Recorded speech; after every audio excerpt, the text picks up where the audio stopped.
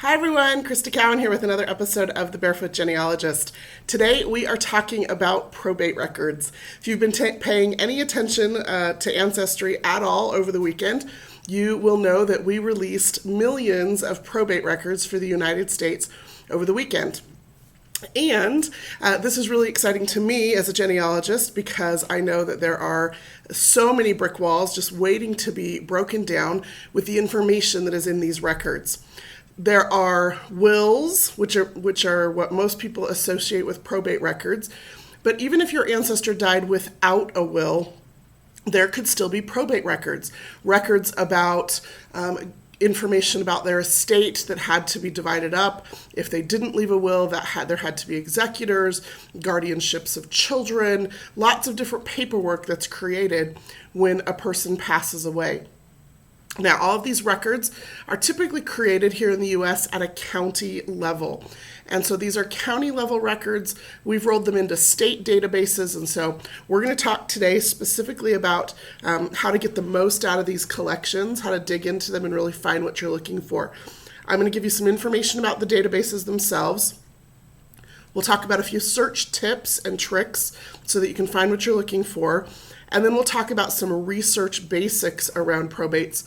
And then we'll wrap it up with me giving you some places where you can go to find some additional information about how to use these probate records, what they tell you, and where that can take your research. So let's go ahead and dive in. Let's start by just talking about these databases themselves. So I'm going to give you some database specific tips. The first one I mentioned is that the databases are by state. So probate records are created at a county level, but those records have been microfilmed at that county level, and then Ancestry has rolled them into state-level databases. So here's what that looks like on our website. If you go to my favorite resource on our site, the card catalog, and you click on that, and you just type in the word probate into the title field, you're going to see a list of all the probate records that we have. If you sort that by date added, you'll get all the new stuff at the top of the list. And you can see there we've got databases called Wills and Probate Records for all of these states. Now you'll notice every state has a different date range. That's because different states, or different counties rather, started keeping those records at different times. There are also privacy laws that differ state by state about what can be made available.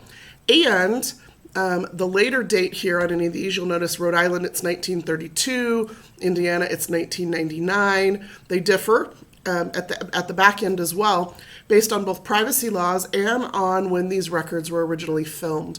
So if these records were filmed back in the 1970s or the 1980s, that database may only go up to that time period. So those date ranges are just what exists that has been microfilmed, that has since then been digitized, that we could place online. So every state is going to be a little bit different, but those databases are by state, okay? Another thing to know is that every county within that state has different records available for different time periods. So, for example, just because the state of Indiana, just because the database states that they started keeping records in 1798, does not mean that every single county has records back to that particular date, okay? Every county is going to have a different date range within that same time period. So that's important to understand. Also, it's important to understand that some counties have suffered devastating effects of courthouse fires or destruction of records for natural or man-made reasons, whatever the case may be. So the databases are at a state level. Within the state, you have a county level, and those county records are going to be a little bit different time period. So the best way to know if the records for the county that you're interested in exist online is to use what we call our browse structure. So rather than just jumping in and searching, which you're welcome to do, that is one way to do it. But I would recommend use the card catalog or our wills and probates page. Use that information to drill down to a specific state probate record, okay? So I'm going to come in here to the card catalog. I'm going to, for example, jump to Missouri, okay? Before I start searching, I'm going to come over here to this browse box on the right-hand side, and I'm going to select the county that I am interested in. And then I'm going to get a list of all of the records by type of record and by date range that exist for this particular county. So I can scroll through here and I can see, for example, I've got administrators' applications and letters, I've got administrators' bonds, guardian bonds, inventories, appraisements, and sale bills, minute books, probate records, records of wills, settlements, guardians, and curators, right? Like all of these different kinds of records that make up the process of probate. Excuse me. So I can then see a date range for every one of those particular collections. Now, it's really tempting, I know, because I've done it, to just jump directly to the record of wills. In this case, it covers 1864 to 1925 for Christian County, Missouri. It's really tempting to just jump right into that particular book and to start searching. So I'm going to minimize my source window. I'm going to minimize my film strip, or maybe not. Maybe I'll use my film strip here to jump to the first page of actual wills. And then I will minimize my film strip. And now I can drag around this image, right? And I can start reading through these wills. Now, again, super tempting to do that, but I would encourage you not to do that. I would encourage you to use this information in the browse structure to know what exists so that you know what you're looking for.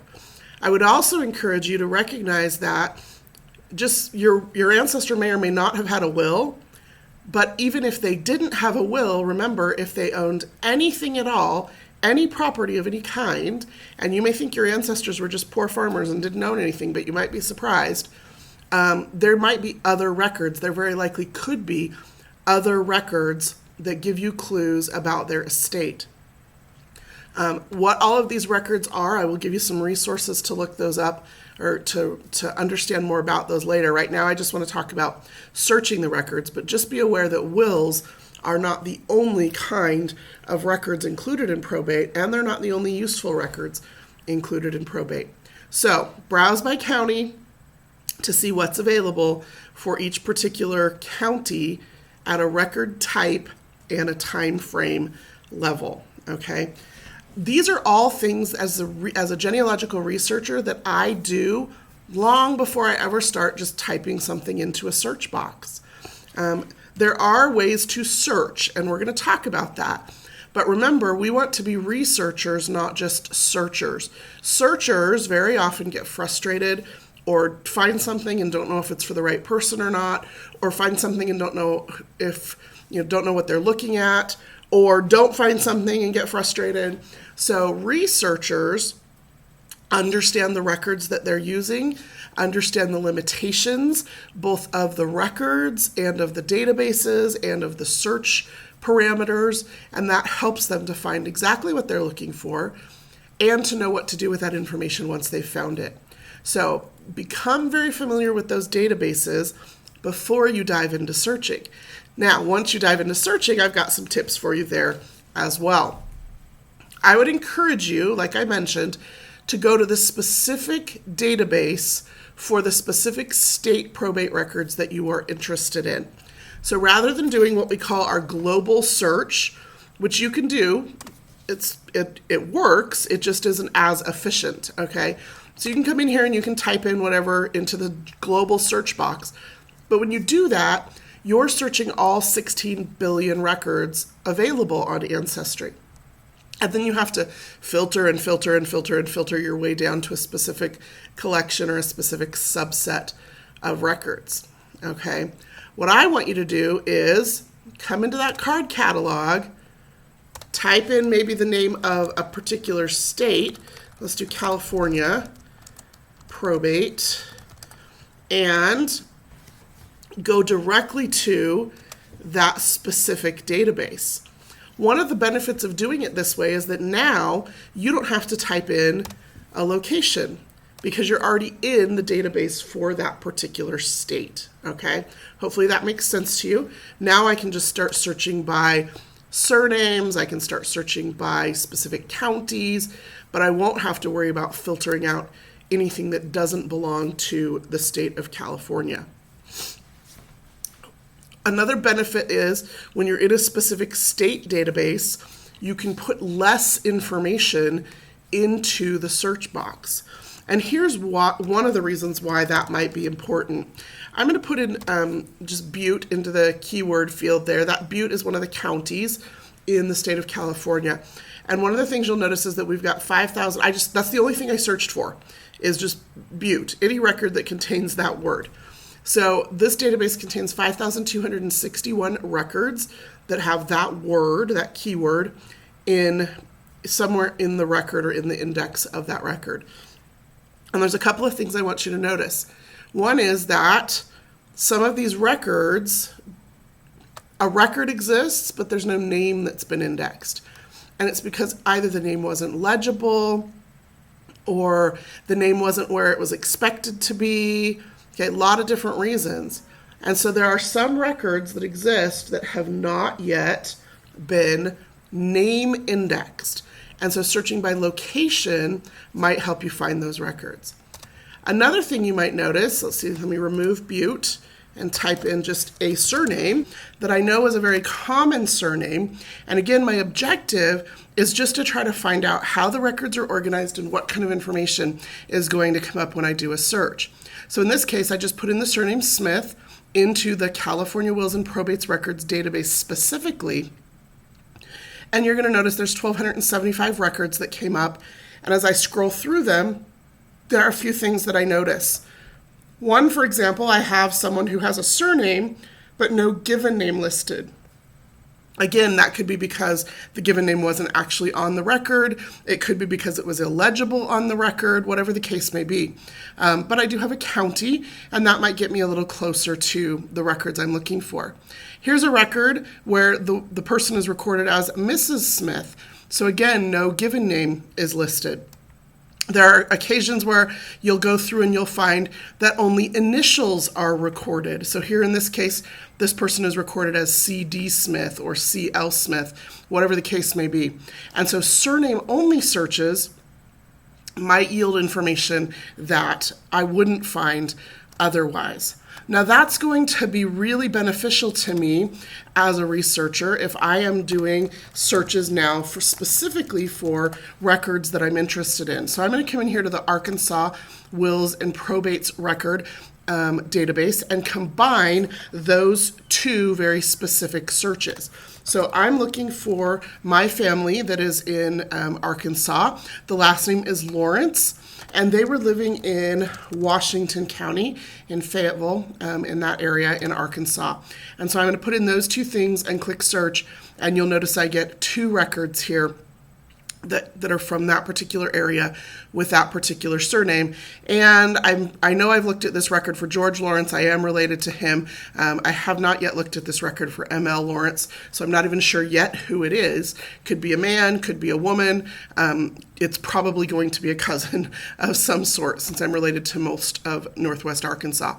But that, doing the database-specific searches allows me to put in less information and still get very specific search results.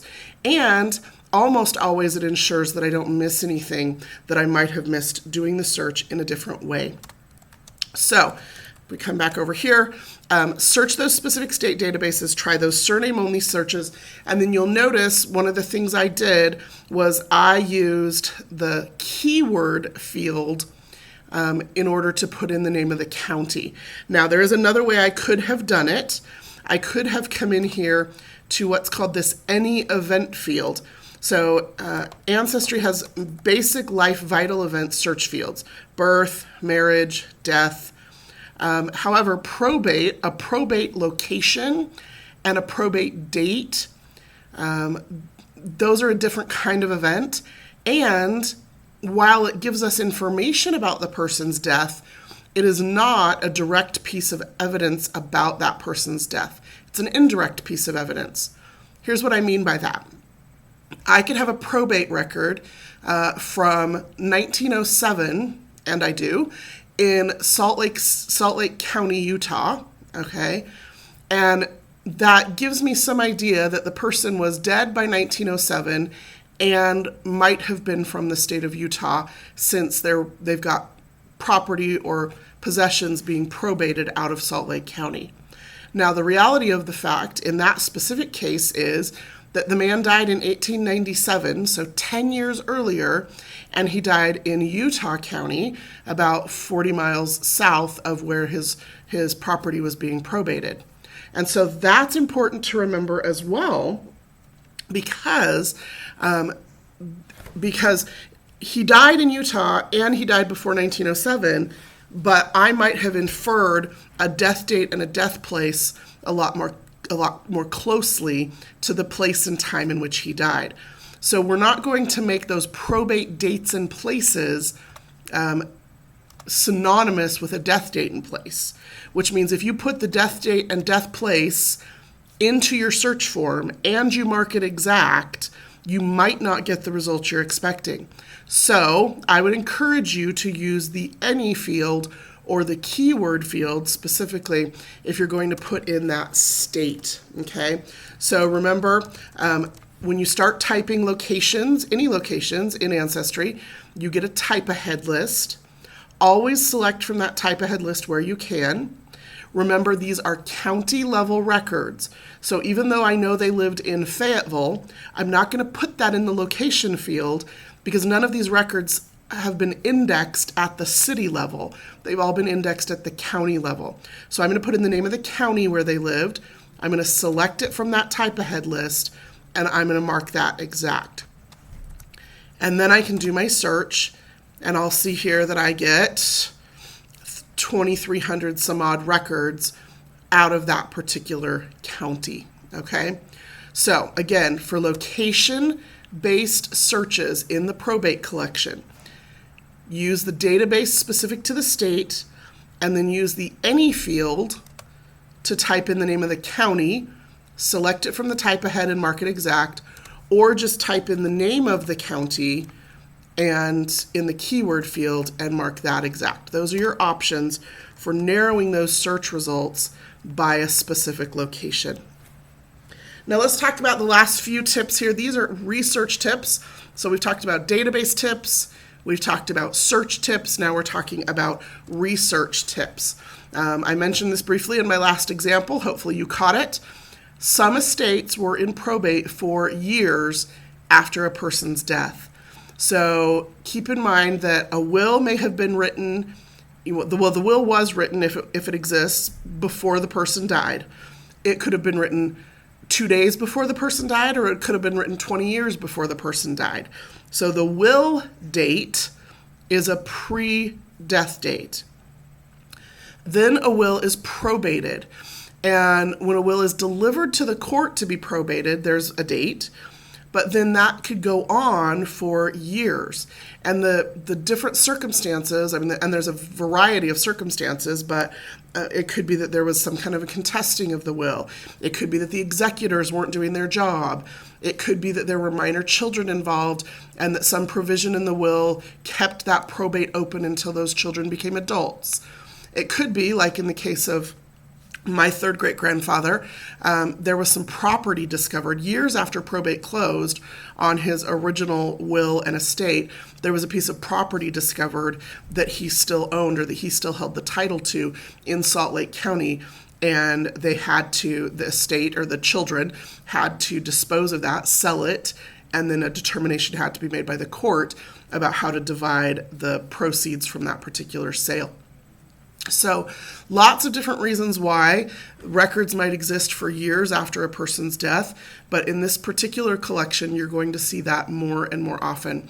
So don't just assume because you know they died in 1894 that the probate should be in 1895 or 1896 and be done. Keep a little bit of an open mind about that. Another thing to be aware of is that women had probate records too. Every state had different laws throughout time about women's property rights. And those laws varied based on a lot of different things. Were they single? Were they married? Were they widowed? Were they divorced? Did they own the property before they got married? Was the property given to them by a parent with a provision that their husband could not take ownership? In lots of different ways, again, that happens. And the laws all differ by place and time, but don't just be looking for your male relatives. I will give you one example, and you can read more about it on the Ancestry blog here in a couple of days. I have a great-grandmother, maybe 3 times great, who she was married and had a child, and her husband died while serving in the Civil War.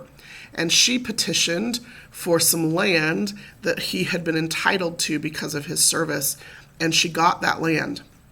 She subsequently remarried, had 7 or 8 more children, one of whom is my great-grandmother, and yet when she married, her second husband did not take possession of the land that she had received due to her first husband's Civil War service. So they both wrote wills at the same time. They're dated at the same time. They were probated, I think, about 8 or 9 months apart. They died very close together, my great-great-grandparents. But there is a will for him that lists all of their possessions and property. And then there is also a will for her that lists just this one solitary little piece of property. And it's interesting to compare the 2 wills side by side and to see how they dealt with their children.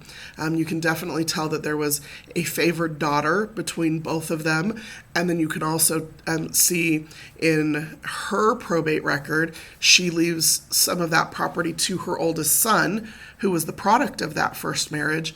And her second husband, even though he raised that boy from a child, did not leave any property to that son. So just interesting when you start to not only find these records, but compare these records as well. Okay, last tip about research. Make sure that when you come across an entry that looks like it is only an index, and I've seen this, and I've seen some of you on the message boards and in our social media talking about this. When you come across a record that looks like it's just an index, okay? So you go to the original image and it just lists the name and a page number typically. It could just be that was the only record indexed in that particular collection because it was an index and it was easy to index. The original record may still also exist on Ancestry. So remember we talked about that browse structure. You have to go back into that browse structure and you have to select the type of record that you're looking for. So for example, if you're looking at an index to wills, then and you know that it's for a particular year range or it has a volume number as part of that index, you can come in here to this specific collection or set of records, and I'm going to minimize my extra screens here so that I can just jump to the images that I need. And then you can use this film strip down here to jump to a particular page. Now keep in mind, this is an index page. Here is an example of an index page. I've got some names and then some page numbers, okay? So I can jump to any one of those images then using this film strip, and keep in mind that the image number, in this case I'm on image number 50, is not the same as the page number. So here I'm on page 20 and 21 of the book, but I'm on image 50. And so what that tells me is that I've got 2 pages per image. And so for example, if I'm looking for image 56, I'm going to want to jump forward to, a chunk of images here. Here now I'm on image 127. So you can use the film strip, or you can use this little page icon here, and I can type in a particular page number, click go, and it will advance me. Now I'm at image 141 to that particular image. Again, here we're seeing the difference between a searcher and a researcher. Researchers know that sometimes you have to massage the records, you have to work with the records, sometimes you have to dig another level deeper in order to find the particular record or set of records that you are looking for. And so you just keep going. And now here I am up to page 156, and here is the handwritten copy then of the will that I was looking for. So I can then take that image and I can save it to my computer and then upload it as an image to my tree, or I can save it directly to my tree. And when you click on that save button, it will tell you exactly what you can do with that particular record. So again, every one of those is going to be different based on the way the particular image is indexed, but you can use this green save button to save that to your tree. Okay, that is all I have planned for you today. Again, my purpose today was just to get you into the records, help you understand how the databases are organized a little bit better, help you get some search tips and tricks around those databases, and then help you understand just some basics of probate research. If you want to learn more about the probate records themselves, what all the different pieces of probate are, what all the legal mumbo jumbo means, Judy Russell, who is the legal genealogist, she is a brilliant mind and a brilliant teacher, has recorded a course for us on Ancestry Academy called The Records of Death Using Probates in Family History. And I would strongly encourage you to take the time and to go through that course. If you're not familiar with Ancestry Academy, if you just go on Ancestry, on the main menu under Extras, you'll see a link there to the Ancestry Academy. You can go ahead and click that. That will take you to out to the Ancestry Academy webpage. And then if you just scroll down to the bottom, you'll see here that Records of Death Using Probates in Family History course by Judy Russell. One of the things I like about the Ancestry Academy is that it's about an hour. So usually they're between an hour to 2 hour long courses. They're meant to be education conference level courses, but every one of them has been broken down into sections. And so if you don't want to watch the entire video, you can come in here and just watch the portion of the video that is about the topic that you are interested in. And those are listed here in a table of contents format, and they are clickable and really great. It's a really great way to dive into these particular set of records. The other learning resource that we have available for you is we do have a free research guide. It's a PDF file. And so on the banner on your homepage, you should have a link to our probates landing page. This is what it looks like. And on the right-hand side towards the bottom, you're going to see a little link here to view the research guide, and that's going to open up that PDF file, and that's going to walk you through, again, all of the parts and pieces of probate. What's a will? What's a petition? What's an inventory? Why is a child being assigned a guardian even though their mother is still living?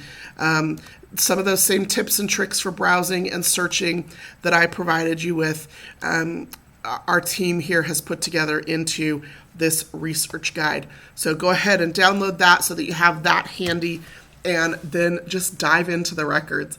If you have questions as you're diving into these records, please feel free to visit us on Facebook, the Ancestry Facebook page. Post your questions there. We've got a really great, helpful community.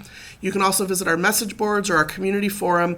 And as always, you can send an email to me at ask@ancestry.com. If I start to see a lot of similar questions come through, I may put together a part 2 video based on some of your questions and suggestions.